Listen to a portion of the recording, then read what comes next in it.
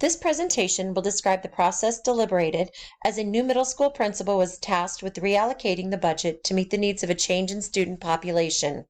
To note in this presentation, the school being used as the model for the budget is a school in a wealthy county in Northern Virginia.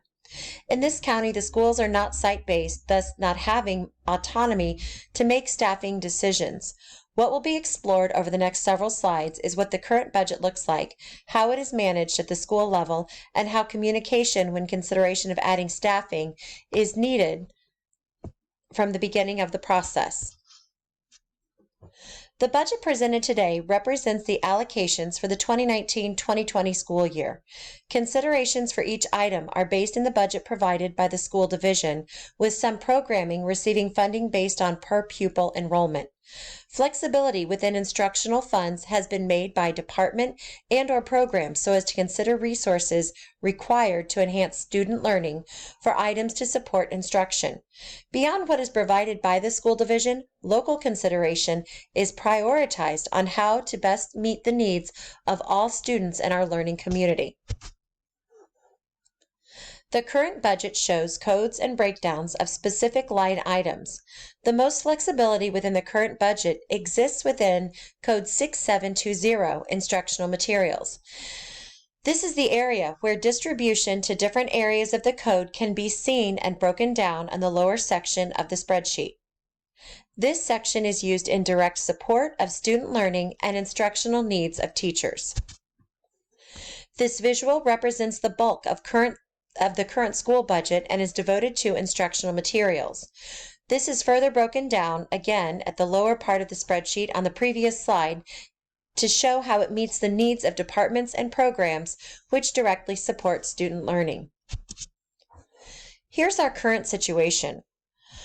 Our school is requiring a reallocation of funds to meet the needs of learners joining our school community. We had a large number of limited English speakers and non-English speakers recently enroll in our building when their families relocated to our area.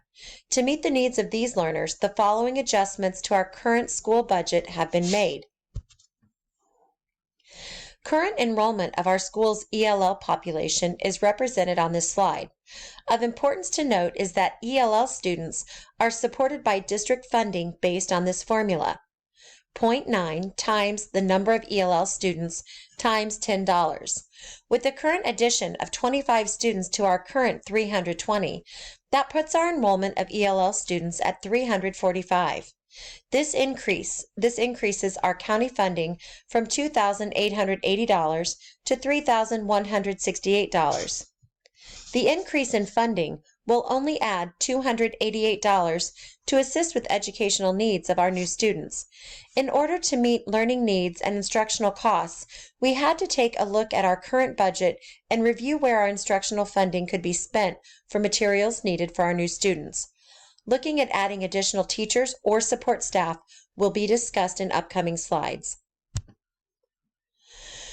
Reallocation of funding for our increase in student population comes mainly from instructional funds coded 6720. Subject code 6705 ELL is highlighted on this page as it is an increase in funding that will be received by our school based on the county budget, but this only finds an addition of $288. Prior to students arriving, a line of communication was established with central office indicating that once numbers are confirmed for enrollment and students are present, a request for increased staffing for ELL or support staff could potentially be made. Until final staffing considerations have been reviewed between the school and the county, the following monies have been impacted. From the Instructional Materials Fund, an additional $5,000 has been added to the Contingency Fund, bringing it to $10,000. There was an increase to duplicating costs. An additional $1,500 was added to reading, which would assist in covering costs for additional materials and potential need for supporting materials in programs such as leveled literacy intervention. A line item was added for math materials, which was not available in the original budget. Finally, the biggest cost being used from instructional materials is an addition of professional development, which will be provided by current ELL teachers for general education teachers. This training will be used to support classroom teachers in the integration of vocabulary development and instructional support in content area classes. This leaves the instructional monies with a balance of $9,702. Why these adjustments? Adjustments to the current budget came from recognition of how the school community could be impacted by the increase in student enrollment. The first priority, as highlighted on the previous screen, was to increase money in content areas where resources will be needed to support our non-English speakers. The largest addition to the budget was a line item for staff development, which could be presented by ELL teachers to the general education teachers. The focus would be on strategies and vocabulary instruction within content areas. Additionally, funding would be considered if continued professional development is needed to support our general education teachers. Justification. Is this good for the students?